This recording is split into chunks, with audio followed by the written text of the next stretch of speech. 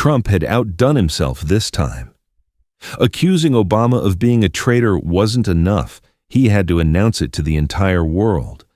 But there was one thing he hadn't calculated: Jasmine Crockett. And the documents in her possession were about to show how this game would end. The morning of February 14, 2025, started like any other in Washington, D.C.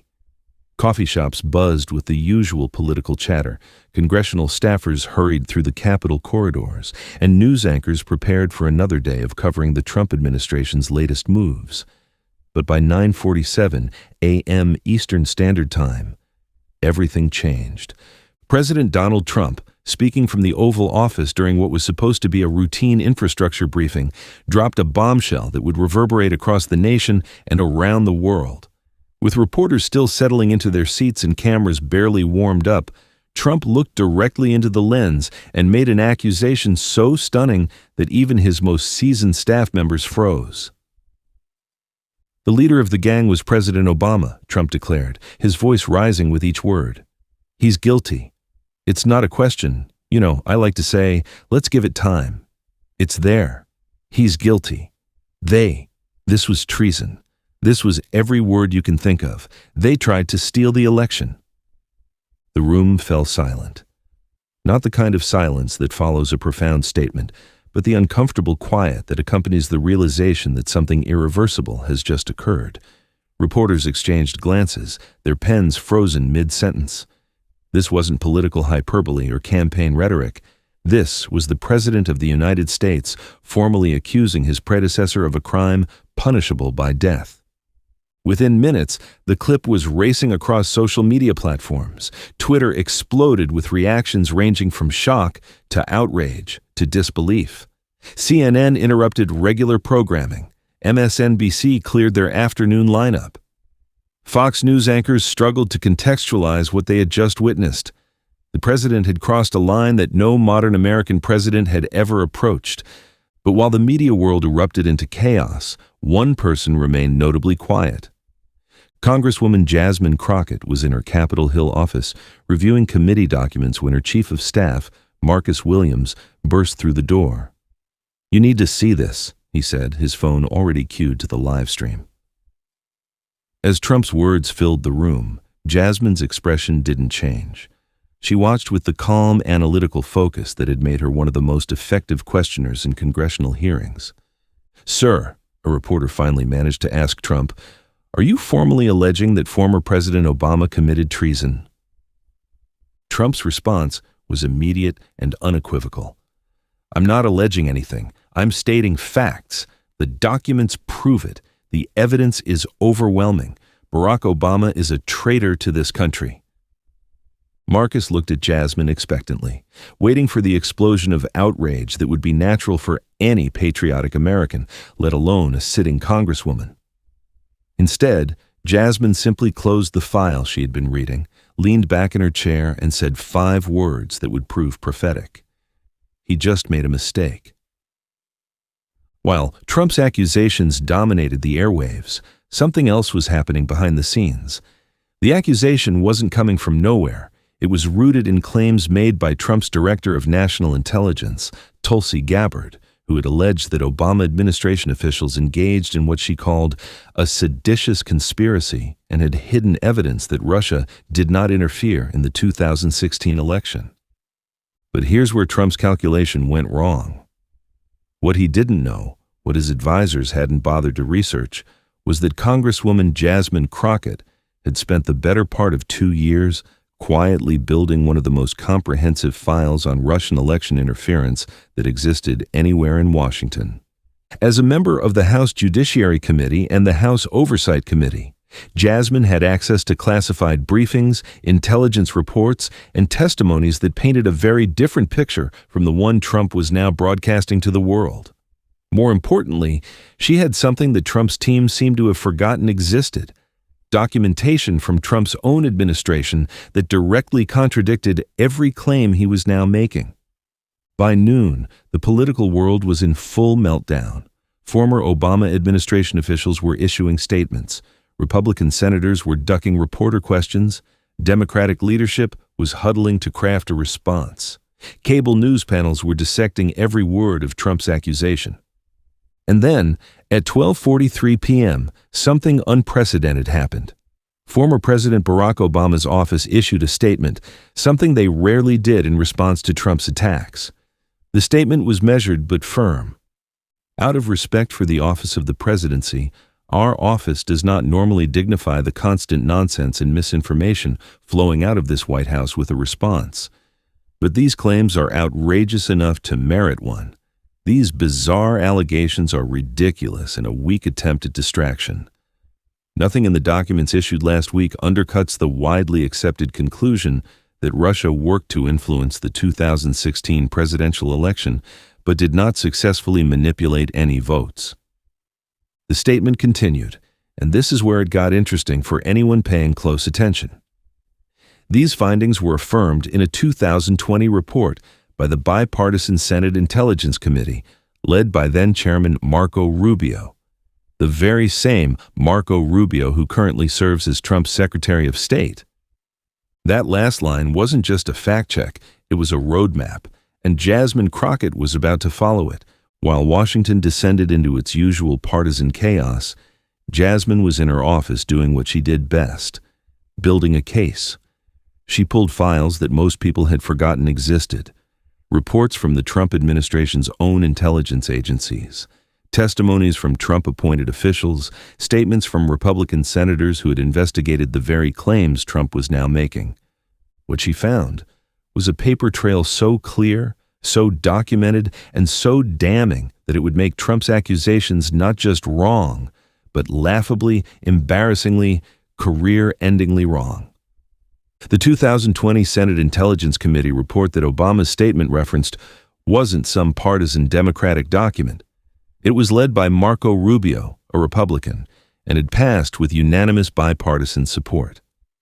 The report explicitly concluded that Russia had conducted an influence campaign in 2016 with the specific goals of harming Hillary Clinton's campaign, helping Trump's campaign, and undermining American democratic processes. But there was more. John Ratcliffe, Trump's own CIA director, had recently released a review that, as NBC News reported, did not refute the findings of the intelligence assessment that Russia sought to interfere in the election. Trump's own appointee had confirmed Russian interference. Even more damaging was what Obama had said publicly on December 16, 2016, a statement that was recorded and easily verifiable. Obama had been crystal clear. I can assure the public that there was not the kind of tampering with the voting process that was of concern and will continue to be of concern going forward, that the votes that were cast were counted. They were counted appropriately. We have not seen evidence of machines being tampered with. Obama had never claimed that Russia tampered with vote tallies. He had consistently said the opposite. The entire premise of Trump's accusation was built on a lie so fundamental that a basic Google search would debunk it. As Jasmine compiled this information, she made a decision that would change everything. Instead of rushing to the nearest television camera or issuing a fiery press release, she was going to wait. She was going to let Trump dig his hole deeper, and then she was going to bury him in it. That evening, the cable news shows were wall-to-wall coverage of Trump's accusation. Republicans were mostly defending the president, though with less enthusiasm than usual. Democrats were calling for investigations, censures, and condemnations. Legal experts were debating whether Trump's words constituted defamation. But Jasmine Crockett was nowhere to be seen. Her office politely declined interview requests. Her social media remained quiet. The Congresswoman, who was known for her fiery questioning and sharp wit, was maintaining a silence that only made reporters more curious about what she might be planning. The next morning brought more chaos. Trump doubled down on his accusations, tweeting that he had irrefutable proof of Obama's treasonous activities. Tulsi Gabbard held a press conference defending her intelligence assessment. Conservative media rallied around the president's claims. And still, Jasmine said nothing. Behind the scenes, however, she was methodically preparing what would become the most devastating political takedown in recent memory. She had her staff verify every document, confirm every quote, and cross-reference every claim.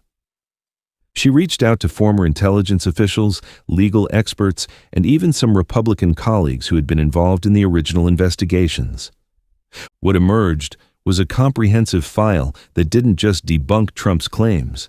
It revealed a pattern of lies, distortions, and manipulations that went to the heart of Trump's presidency. On the third day after Trump's initial accusation, Jasmine finally made her move. But she didn't call a press conference or issue a statement. Instead, she did something that caught everyone off guard. She requested time to address the House of Representatives during the morning hour, a rarely used parliamentary procedure that allows members to speak directly to their colleagues and the American people. The request was granted for the following day. Word leaked quickly through the Capitol grapevine. Congresswoman Jasmine Crockett was going to address Trump's Obama accusations on the House floor. The chamber, which usually saw sparse attendance during morning hour speeches, began filling up. C-SPAN cleared their schedule. News networks prepared to carry the speech live. But nobody was prepared for what they were about to witness. On February 18, 2025, at exactly 10:15 a.m., Jasmine Crockett walked to the podium in the House of Representatives. She carried with her a simple black folder and spoke without notes, her voice calm and measured. Mr. Speaker, I rise today to address the extraordinary accusations made by President Trump against former President Obama. These accusations are not just wrong, they represent a fundamental assault on truth, on our democratic institutions, and on the American people's right to accurate information from their government. She paused, letting the weight of her words settle over the unusually quiet chamber. The president has accused former President Obama of treason, a capital offense punishable by death. This is not political rhetoric. This is not campaign hyperbole. This is a sitting president accusing his predecessor of a crime that could result in execution. Such accusations demand the highest standard of evidence. They require absolute proof. They must be built on unshakable foundations of fact. Jasmine opened her folder. Unfortunately for President Trump, the facts do not support his claims. In fact, the facts, his own administration's facts, completely destroy them. What followed was a methodical, devastating dismantling of every aspect of Trump's accusation. Jasmine didn't shout. She didn't gesture wildly. She simply presented fact after fact, document after document, quote after quote, building an airtight case that left Trump's claims in ruins. She started with Marco Rubio's Senate Intelligence Committee report, reading directly from its executive summary. The committee found that the Russian government engaged in an aggressive, multifaceted effort to influence, or attempt to influence, the outcome of the 2016 presidential election. This report, Jasmine continued, was written by Republicans, approved by Republicans, and signed by the very same Marco Rubio who now serves as President Trump's Secretary of State. Was Secretary Rubio part of the supposed conspiracy when he documented Russian interference? Was he committing treason when he led a bipartisan investigation that confirmed what our intelligence agencies had concluded? She moved to John Ratcliffe's recent review, Trump's own CIA director, which had explicitly not refuted Russian interference findings. She quoted Obama's own words from 2016, showing that he had never claimed vote tallies were changed, the exact opposite of what Trump was now saying he had claimed. But the most devastating moment came when Jasmine pulled out a document that even seasoned political observers hadn't expected. A classified intelligence briefing from January 2017, just days before Trump took office, in which Trump's own transition team was briefed on Russian interference efforts. Mr. Speaker, this document shows that President Trump was informed before he even took office of the exact same Russian interference that he now claims never happened. His own intelligence team, his own appointees, his own briefings, all confirmed what he now calls a lie. The chamber was absolutely silent. Even Trump's most vocal defenders sat speechless as Jasmine systematically destroyed every pillar of the president's accusation. But she wasn't finished. There's something else the American people need to know about the timing of these accusations. The president didn't wake up one morning and suddenly discover evidence of Obama's supposed treason. These accusations came exactly 1 week after the Jeffrey Epstein document release began dominating headlines. 1 week after questions about the president's own connections to Epstein reached a fever pitch. 1 week after his administration faced its biggest scandal since taking office. The implication was clear. Trump's accusations against Obama weren't based on new evidence or sudden revelations. They were a desperate attempt to change the subject, to distract from his own problems by creating a bigger controversy. Jasmine's voice grew stronger as she approached her conclusion. Mr. Speaker, I have spent my career as an attorney building cases on evidence, not allegations. I've spent my time in Congress asking hard questions and demanding real answers. And I can tell you with absolute certainty that President Trump's accusations against former President Obama are not just unfounded.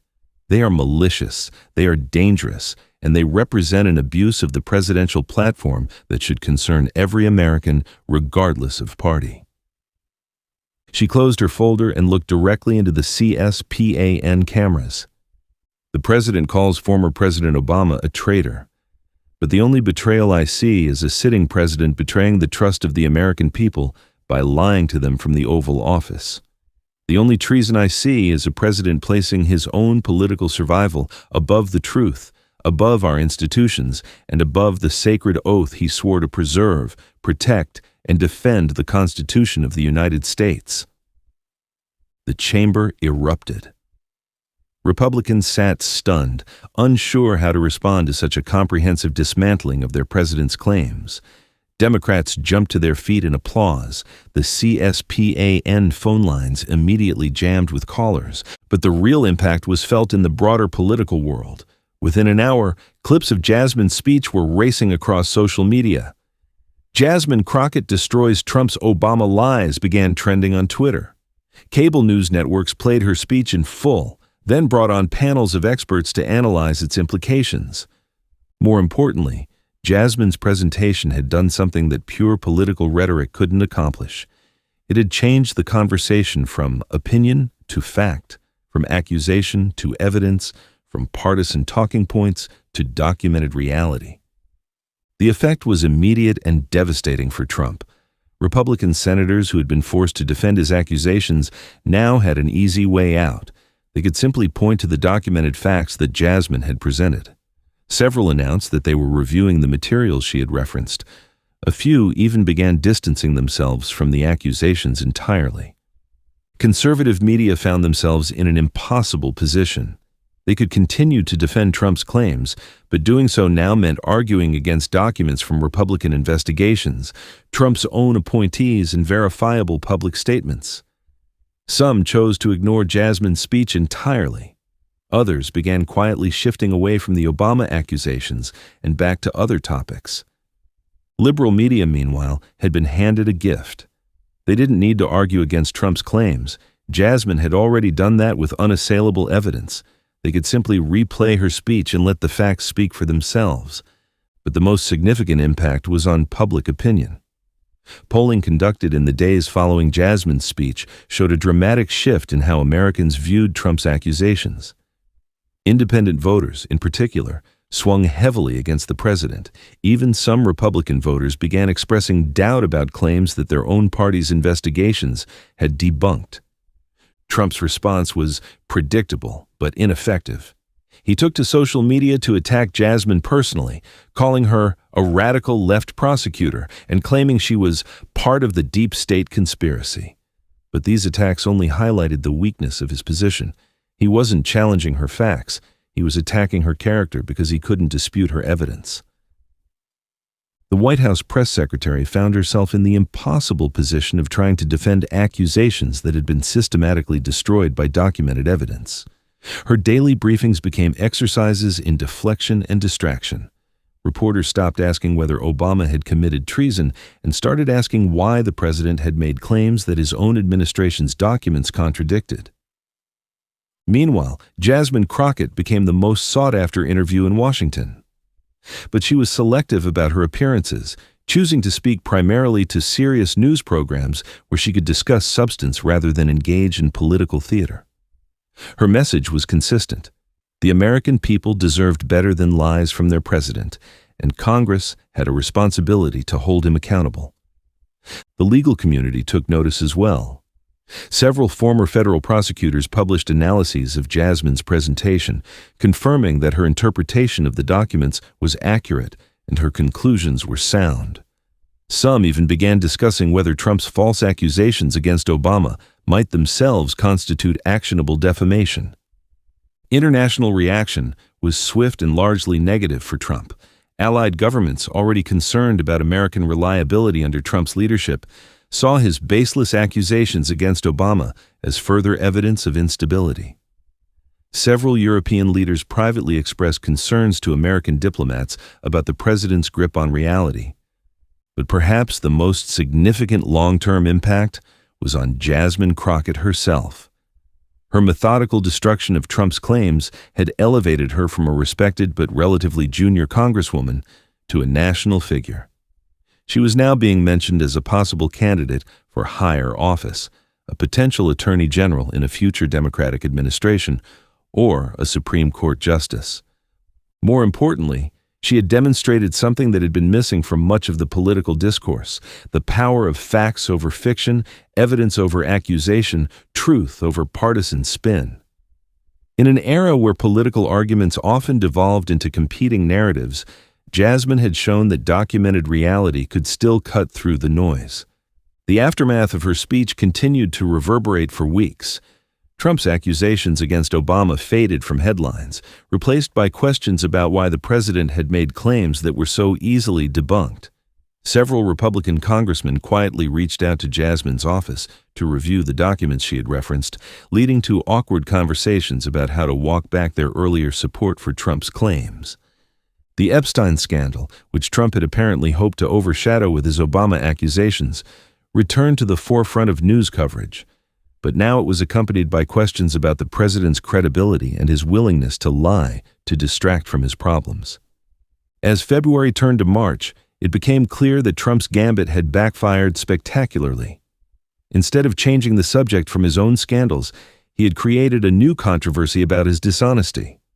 Instead of putting Obama on the defensive, he had made himself look desperate and untrustworthy. Instead of rallying his base with red meat accusations, he had lost credibility with independent voters who valued truth over partisan theater. The lesson was clear. In the age of documented evidence and instant fact-checking, lies have a shorter shelf life than ever before. And when those lies come up against someone like Jasmine Crockett, someone with the knowledge, the skills, and the courage to expose them, they don't just fail, they backfire. The president had indeed made a mistake, just as Jasmine had predicted on that February morning when Marcus burst into her office. He had underestimated the power of truth, the value of evidence, and the determination of a congresswoman who refused to let lies stand unchallenged. But most of all, he had underestimated Jasmine Crockett. What the public didn't see was the extraordinary network Jasmine had built over her 3 years in Congress. Her background as a civil rights attorney had taught her something that many politicians never learned: the difference between winning an argument and building an ironclad case. Arguments could be disputed, spun, or dismissed. Cases, built on documented evidence and verified facts, were much harder to attack. Her first call was to Dr. Sarah Martinez, a former NSA analyst who had worked on the original Russian interference assessment. They met at a small coffee shop in DuPont Circle, chosen specifically because it was loud enough to prevent eavesdropping, but public enough to avoid suspicion. "Jasmine, you need to understand something," Dr. Martinez said, stirring her latte with deliberate care. "The intelligence community doesn't make these assessments lightly.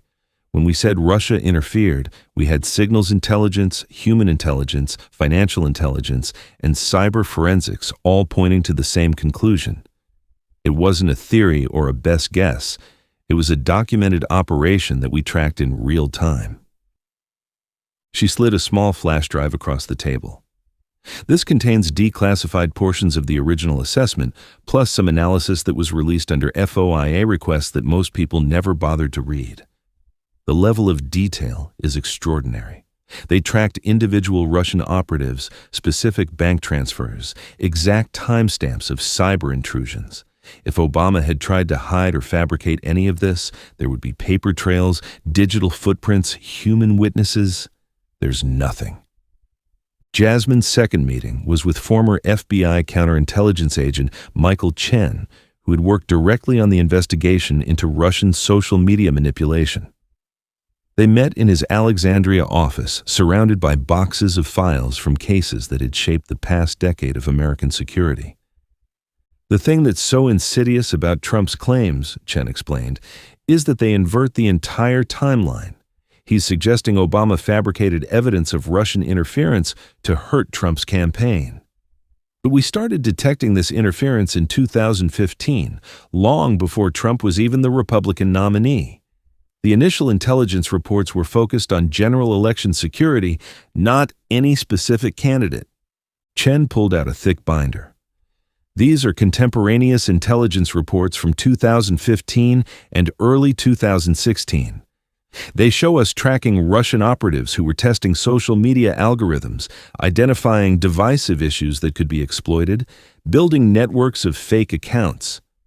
This was happening when most people thought Trump's campaign was a publicity stunt. The idea that Obama orchestrated this entire operation to hurt a candidate who wasn't even expected to win.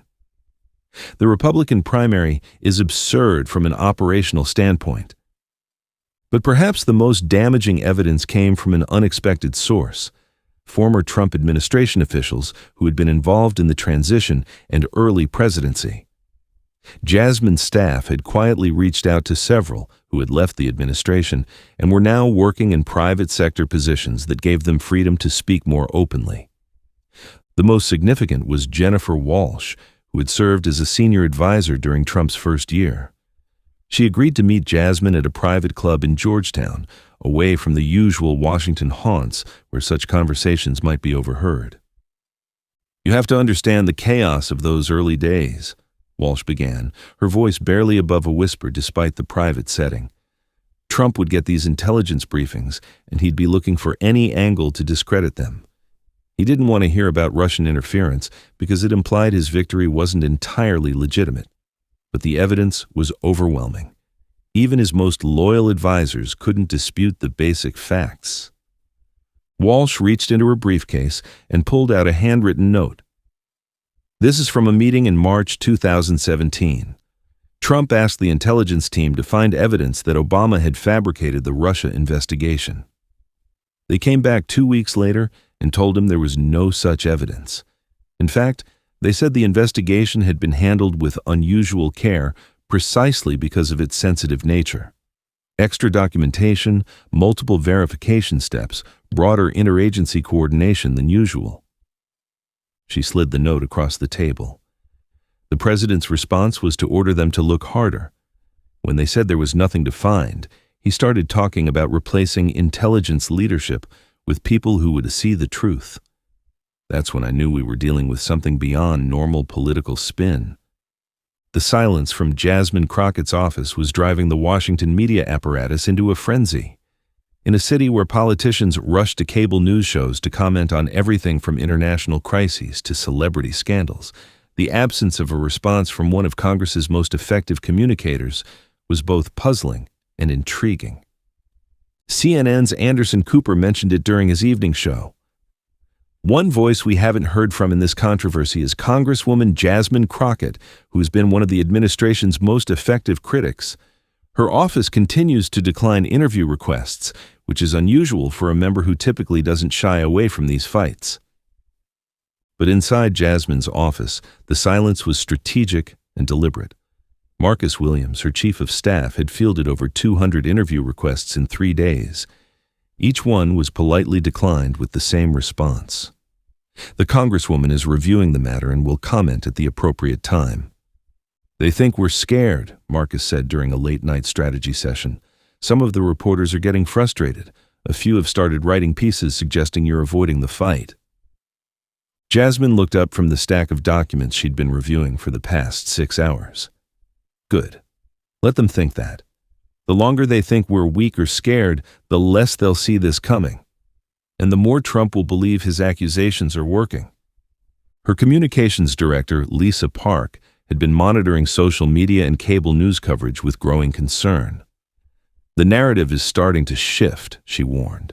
Some conservative outlets are saying your silence proves Trump's accusations have merit. They're suggesting you can't defend Obama because the evidence is too damning. Perfect, Jasmine replied, making notes in the margins of a classified intelligence summary. Let them get comfortable with that storyline. The harder the fall will be when we show them what the evidence actually says.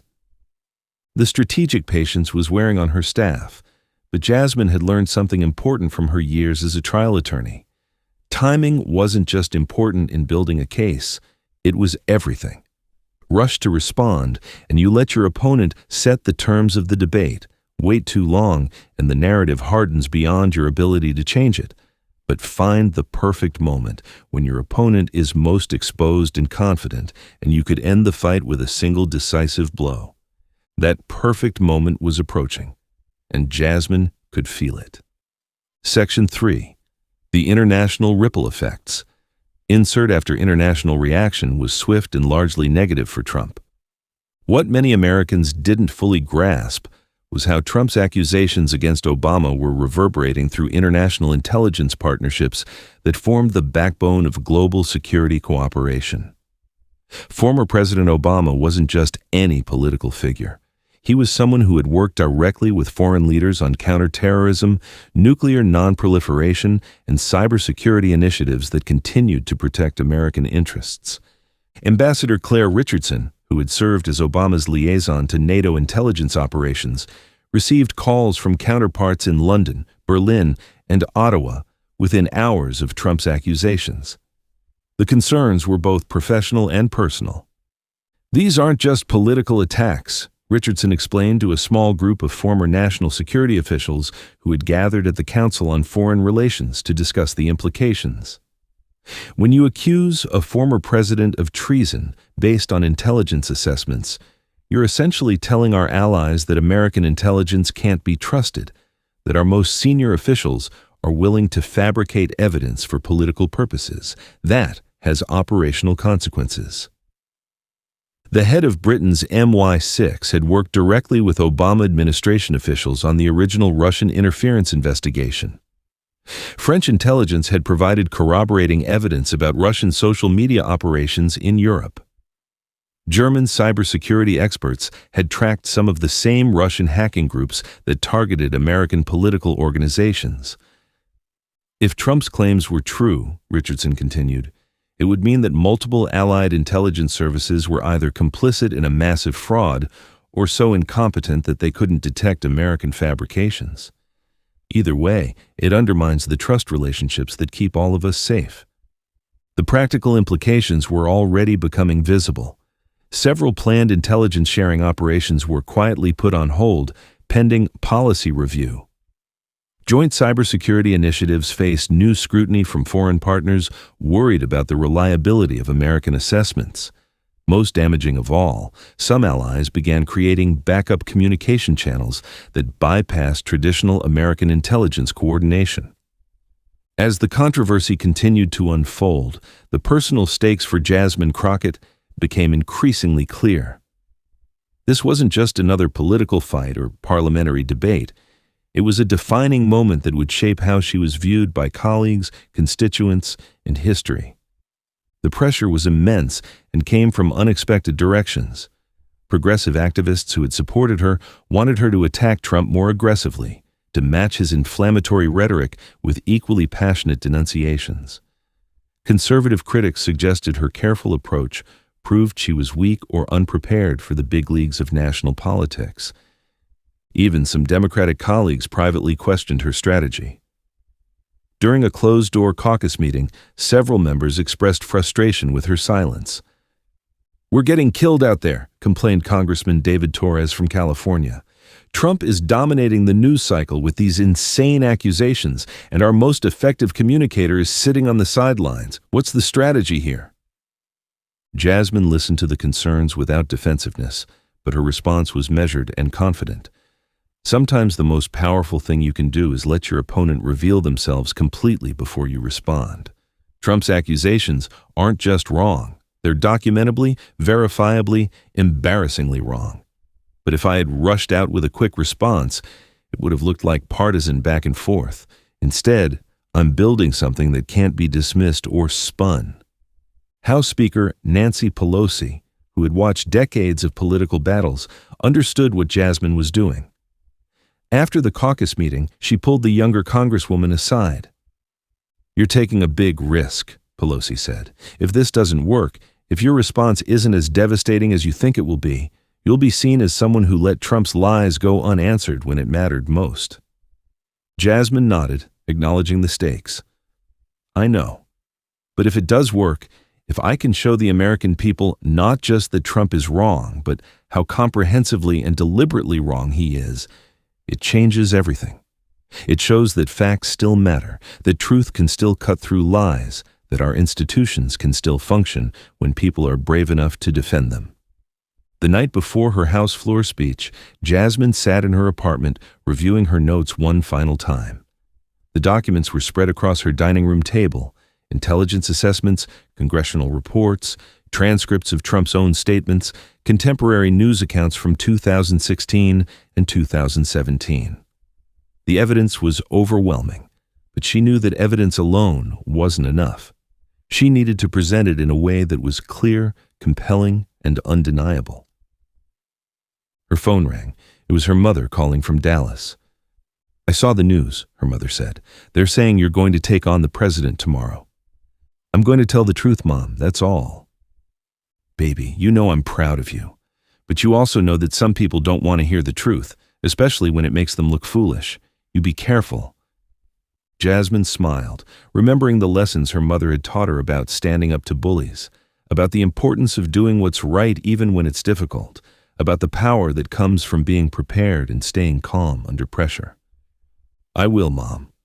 But this is why I'm here. This is why I ran for Congress. Someone has to be willing to call out lies even when they come from the most powerful person in the country." After hanging up, Jasmine returned to her preparation. She practiced her delivery, timing each section to ensure maximum impact. She reviewed potential questions and challenges, preparing responses that would maintain her credibility while driving home her key points. Most importantly, she reminded herself why this mattered. It wasn't about scoring political points or advancing her career. It was about preserving the idea that truth still mattered in American democracy, that facts could still triumph over fiction, that someone with courage and preparation could still hold power accountable. By the time she went to bed that night, Jasmine Crockett knew she was ready. Ready to take on a president, ready to defend a former president, ready to fight for the principle that American democracy depended on leaders telling the truth, even when, especially when, the truth was inconvenient. The next morning, she would step onto the House floor and into history. The weeks following Jasmine's devastating House floor speech revealed the true magnitude of Trump's miscalculation. What had started as an attempt to distract from the Epstein scandal had morphed into a comprehensive examination of the president's relationship with truth itself. The first major casualty was Tulsi Gabbard. As the architect of the intelligence assessment that Trump had used to justify his Obama accusations, she found herself increasingly isolated within the administration. Career intelligence officers who had worked with her began requesting transfers. Foreign intelligence partners started routing sensitive information around her office. By the end of March, rumors of her imminent resignation were circulating throughout Washington. The impact extended far beyond individual careers. Jasmine's methodical presentation had created what political scientists would later call a documentation standard, the expectation that major political accusations should be backed by verifiable evidence rather than partisan assertions. Cable news programs began featuring fact-check segments that applied similar scrutiny to other controversial claims. Social media platforms started flagging posts that made unsubstantiated accusations against public figures. Most significantly, Jasmine's speech had restored something that many Americans thought was permanently lost: faith in the possibility that truth could prevail over political manipulation. Polling conducted 6 weeks after her presentation showed a remarkable shift in public attitudes. 73% of Americans, including 52% of Republicans, said they wanted political leaders to provide documentation when making serious accusations. 68% said they were more likely to trust politicians who admitted when they were wrong or uncertain. The international community took notice as well. The European Union's Intelligence Coordination Office published an unusual public statement praising the commitment to factual accuracy demonstrated by some American legislative leaders, and noting that such standards were essential for maintaining trust in democratic institutions. It was unprecedented for foreign intelligence agencies to comment on American domestic politics, but Jasmine's presentation had reassured allies that American democratic institutions still functioned. Perhaps most importantly, the episode had transformed Jasmine herself from a respected Congresswoman into a national symbol of principled leadership.